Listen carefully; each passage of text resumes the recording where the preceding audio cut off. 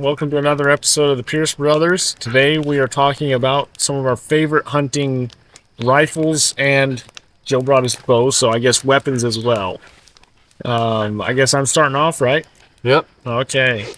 So, well, I guess first things, my primary gun when I go up hunting deer or elk is my Ruger M77 Hawkeye 25-06. I got on a Loophole 4.5 to 14 LRP scope. It's got a 24-inch barrel. The only two aftermarket things I did to it was I free floated the stock all the way, so it's not contacting anywhere.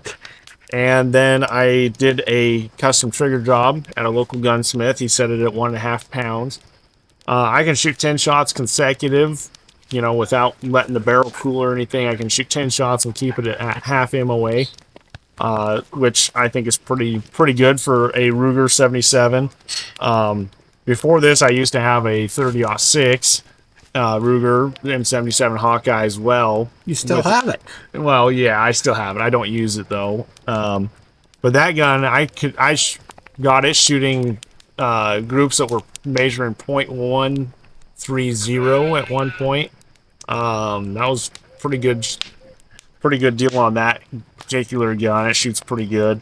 But anyways, I switched over to the 25-06 just because I like velocity a lot of times, and that 25-06 definitely gets you a little extra slat trajectory at 400 and 500 yards. So one of my other choices when I'm up just dinking around or messing around, when I'm just up taking like a day hike or something, I have my Browning DLR.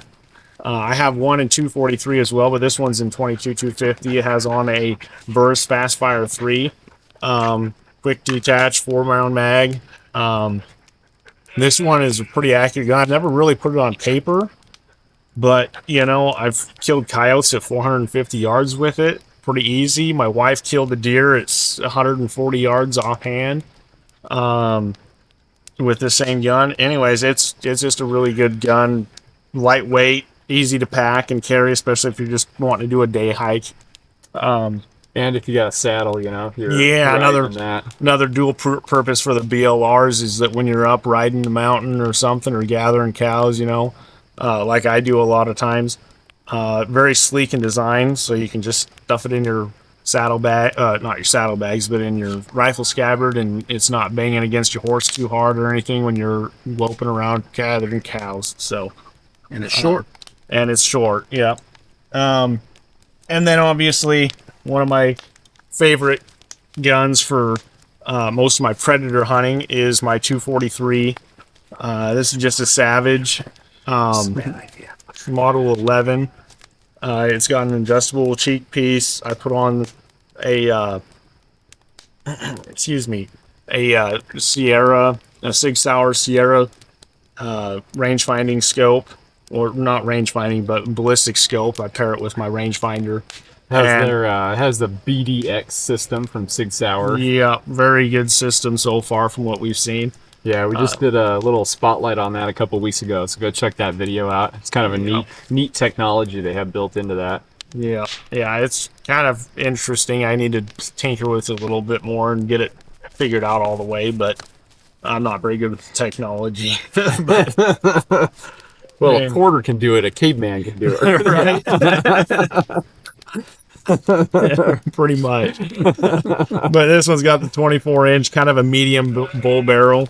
I think they call it really a predator weight barrel.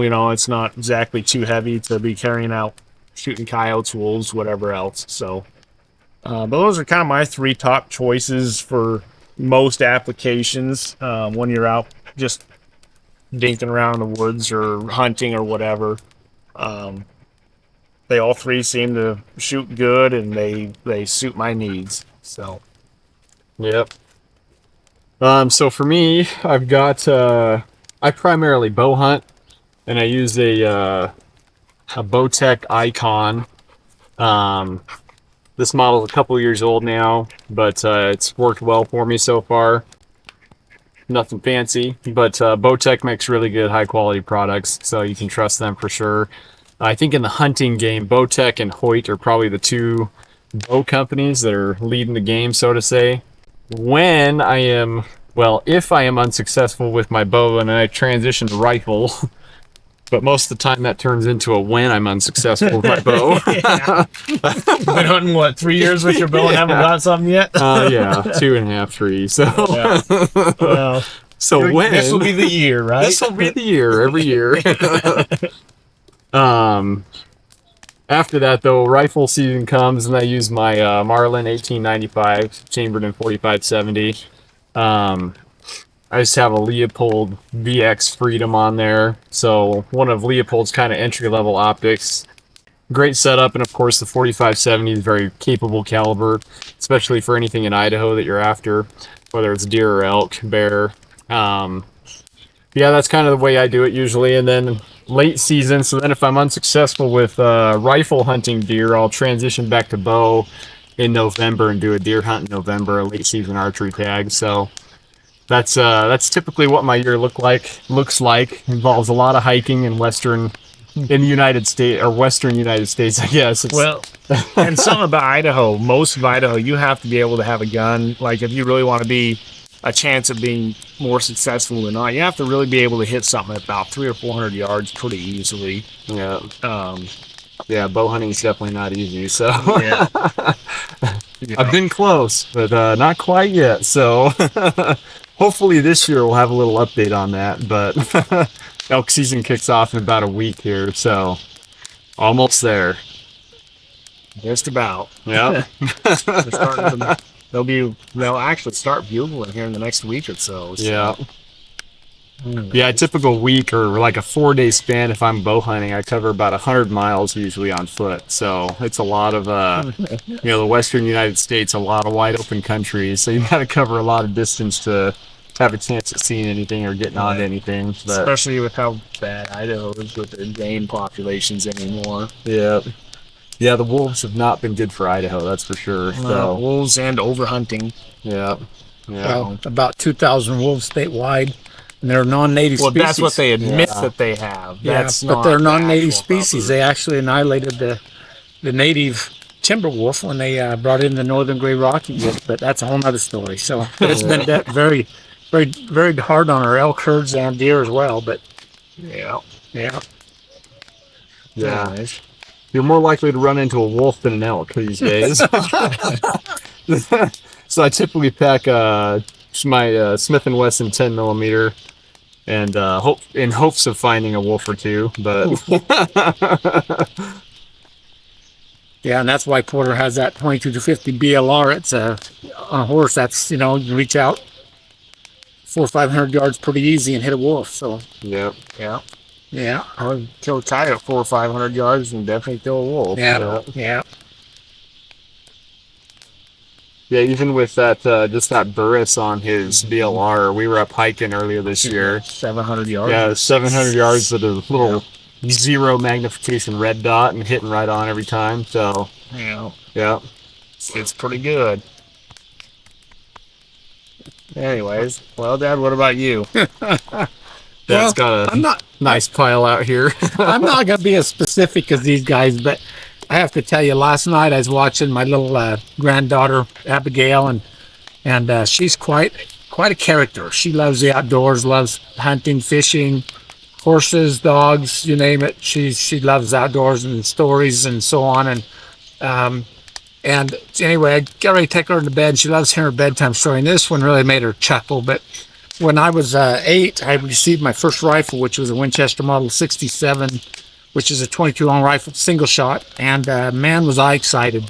And of course, I kind of had limited use till I kind of proved myself safe enough. But very simple design, simple action, safe, manually cock safety and so forth. Or you can put on a manual safety this direction. But anyway, the story that I told her last night, she got a real kick out of. We had of course, a big saddle house, and the darn pack rats, as you'll get them in Eastern Oregon, they're big old rats, bodies that long, the tails are, almost as long again as them, and they're stinky and they're nasty, and they'll come in and actually chew off your buckles on your saddles and leave a pile of junk on the seat of your saddle or something, I guess, in exchange. I don't know. But Dad said, Brian, we got pack rats in the saddle house. You get them trapped out of there. So I got some muskrat traps and wrapped them, the tongues, with aluminum foil and whatever.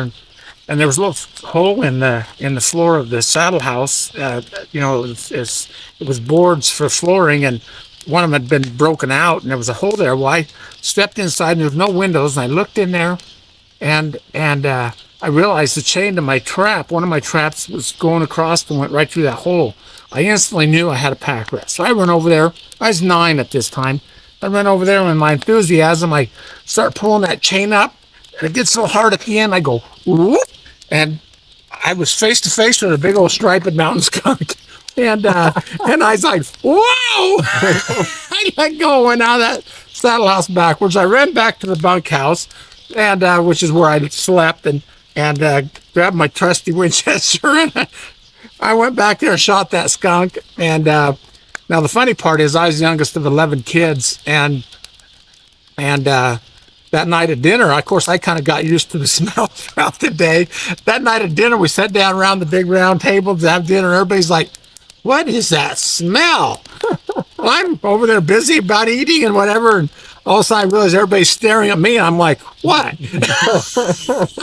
Anyway, that was not just a story, but anyway, I had a pretty adventuresome youth. But moving on to bigger and better things, I generally, as I love bolt rifles, I use a variety of them.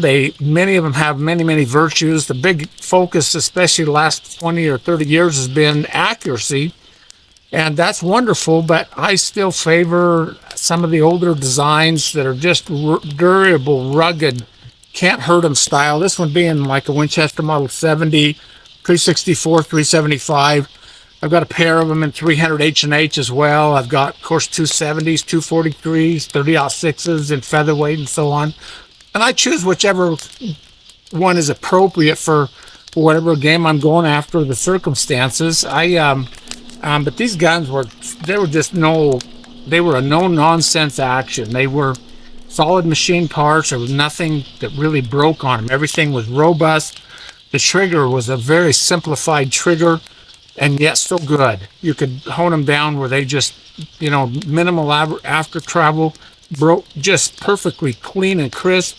And yet I've gone down in quicksand with them, where literally the rifle was submerged. I've waded out in the river, did kind of a basic field disassembly, washed everything off, slap it back together, and away they go. And they still work. I've done that when I was hunting brown bears, Alaskan brown bears. And I've seen so many house triggers that get a little sand or dirt, or the oil turns hard or whatever inside them, and they're done. You go to cock the rifle, they won't cock. You're just done. They're not going to fire. And so I like simplified, strong, rugged, durable designs, and the Pre-64 and even certain Post-64 Model 70s qualify, which we'll get into that another day, as kind of a backup rifle along those same lines as the Ruger 77. I'm especially fond of the Mark IIs and the Hawkeyes. They're true controlled round feed. They're just tough as nails. I've hunted with these things around the world, literally. Seen them just subjected to the most abusive situations, and they're just rugged, tough, reliable rifles. As Porter indicated, they're accurate too. I find, during the late 80s, Ruger bought hammer forged barrel making machines. I don't know how many they got now, but many of them, and their barrels are very good. They're oftentimes a little bit of tuning with a load or whatever. Pretty common to see these guns go out under a ½ inch, and from a field standpoint, it's hard to need much more than that. I mean, we may boast about 1/8-inch groups or groups that Porter's talking well under a fifth of an inch. And that's all wonderful. It's fun to do, but I commonly see these guns with good ammo, tailored to them, whatever, go easily under a ½ inch. But again, those are just rugged, reliable. I have many of them in a variety of calibers, from varmint calibers up to up to 458 lot and so forth, and great rifle. That's one reason that when the Gunsight Scout rifle was developed a number of years ago, that the Ruger Action was chosen, because it's just such a rugged, proven, reliable action. So, and those that follow me may know also that I am a big fan of lever guns, and of course they're not open country guns or rifles, but they're this Marlin 4570 is one I took to Africa many years ago. I do it different today, but of course this one has a quick release, sort of a quick release. It's locked up on me. A loophole system, but it's lift off, and I have a Williams aperture that went in position here, and I could put it in position and still have iron sights while in Africa. I carried this rifle tremendously while over there, along with a Model 70 Pre-64 300 H&H, and it got to the point where the professional hunter quit carrying a rifle, because he knew when this thing came out that something was going down. It didn't matter. And the funny thing was, when I first showed up, he had great interest in what I was using on buffalo and some of the other stuff, and I said, well, Marlin 4570. He said, well, I don't see too good results with the 4570. I said, don't worry about it. Of course, I was using solids when appropriate, and 405 grain soft points when appropriate, and intermixed them according to what I was doing. And he literally quit carrying his 458 as a backup rifle. He just realized when this thing went off that something was going down. And those are kind of my choices. I have several of the Marlins and 4570s. Here's one that's a favorite. That is of course fitted. It's a 1972 vintage gun fitted with these are XS sights. I use those often. Designed by my friend Ashley Emerson. I also use the Skinner sights a lot on lever guns. I'm very fond of those. They have interchangeable apertures, and that's a great advantage in the field. But we've done a video on that somewhere on our channel, so may glance at that. But yeah, that's kind of it. I have many other lever guns I use as well, and the other calibers. I'm very fond of them.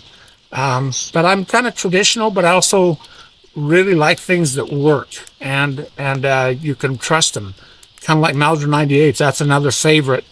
Have a lot of those that are just wonderful rifles, incredibly rugged, reliable.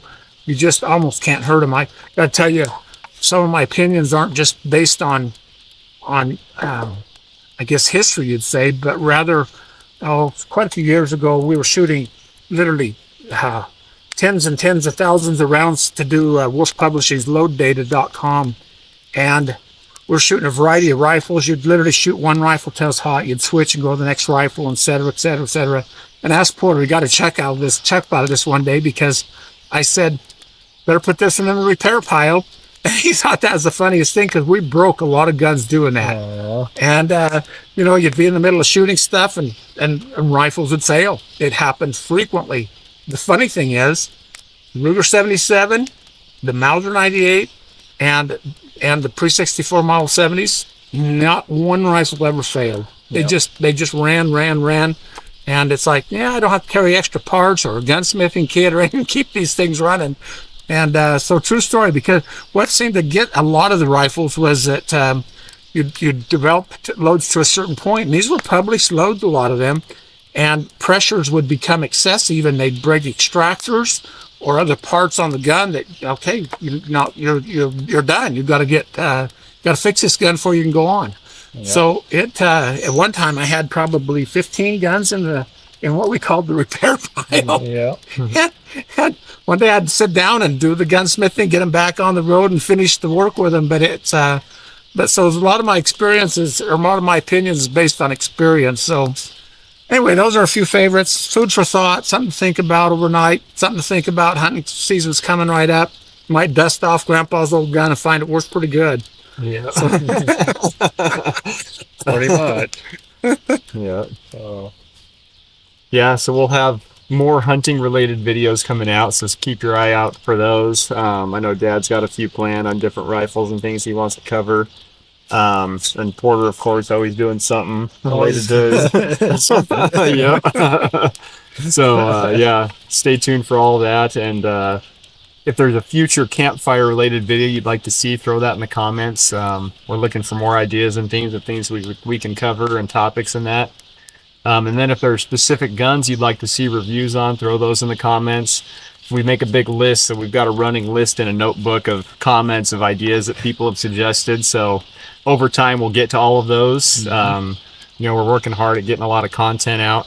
As you can see, Jake and Will aren't here. They're not really into the hunting side of things. They've hunted. They've hunted. Yeah, they just don't really hunt nowadays, modern day. But on that note, though, sometimes some of us just can't make it. It's hard with all of our busy schedules and working that to get us all together for videos. Yeah. So just be patient as we roll out new content and get things out. We're pretty consistent though, week to week. We've got 3 to 4 full-length videos every week coming out. Hopefully we can get that number up by the end of the year to one a day. Yeah. So yeah, we appreciate all the support and the suggestions and the comments and interaction. We really do appreciate that. We read all the comments and keep them coming. So I think that about wraps us up. Yeah, I think that's good. All right. Well, thank you for watching this episode of the Pierce Brothers, and we'll see you next time.